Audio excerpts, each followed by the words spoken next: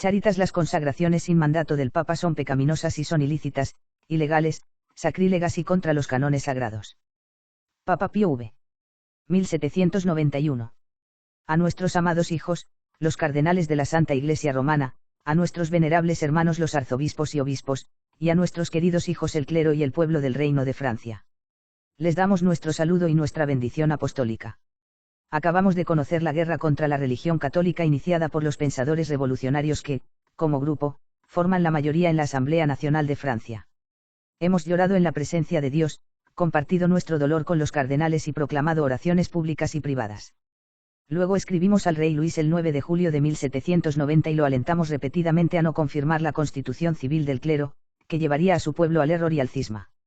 Porque era intolerable que una asamblea política cambiara la práctica universal de la Iglesia, ignorara las opiniones de los santos padres y los decretos de los concilios, anulara el orden jerárquico y controle la elección de los obispos, destruya las sedes episcopales e introduzca una peor forma en la Iglesia después de eliminar la mejor.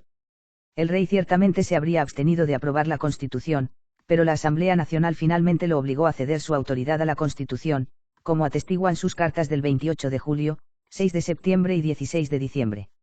Nos suplicó con insistencia que aprobáramos 5, y luego 7, artículos al menos provisionalmente.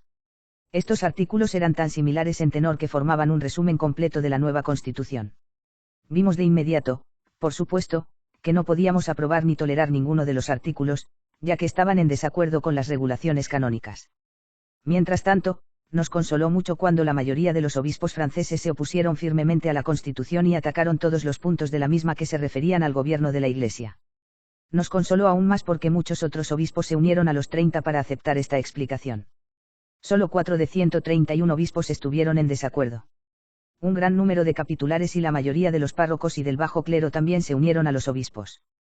A partir de la Constitución civil, el cisma se está introduciendo y extendiendo en el Reino de Francia, que es muy querido para nosotros y ha servido muy bien a la religión.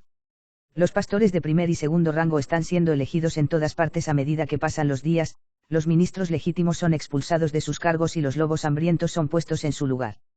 Ciertamente nos entristece esta triste situación.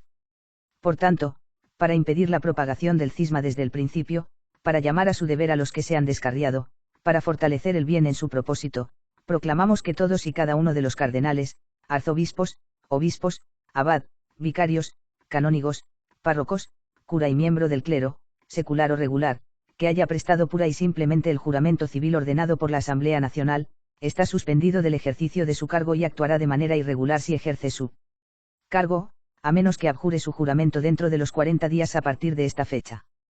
Porque el juramento es la fuente envenenada y el origen de todos los errores y la principal causa del dolor de la Iglesia Católica francesa. De manera similar, declaramos y decretamos que las consagraciones, de varios obispos y sacerdotes constitucionales, fueron pecaminosas y son ilícitas, ilegales, sacrílegas y en desacuerdo con las regulaciones de los cánones sagrados. Dado que fueron elegidos imprudentemente e injustamente, carecen de toda jurisdicción eclesiástica y espiritual para guiar a las almas, y han sido suspendidos de todo ejercicio del cargo episcopal.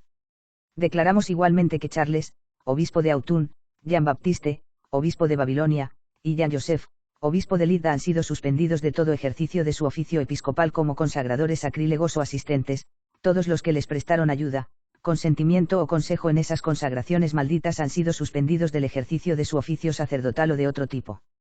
Os suplicamos a todos, queridos niños católicos del Reino de Francia, al recordar la religión y la fe de vuestros padres, os exhortamos amorosamente a no abandonarla. Porque es la única religión verdadera que confiere vida eterna y crea sociedades civiles seguras y prósperas. Cuídese con cuidado de no prestar oídos al discurso traicionero de la filosofía de esta época, que lleva a la muerte. Manténgase alejado de todos los intrusos, ya sean arzobispos, obispos o párrocos, no tenga comunión con ellos especialmente en el culto divino. Escuche atentamente el mensaje de sus legítimos pastores que aún viven. Finalmente, en una palabra, manténgase cerca de nosotros. Porque nadie puede estar en la Iglesia de Cristo sin estar en unidad con su cabeza visible y fundada en la sede de Pedro. Dado en Roma, en San Pedro, el 13 de abril de 1791.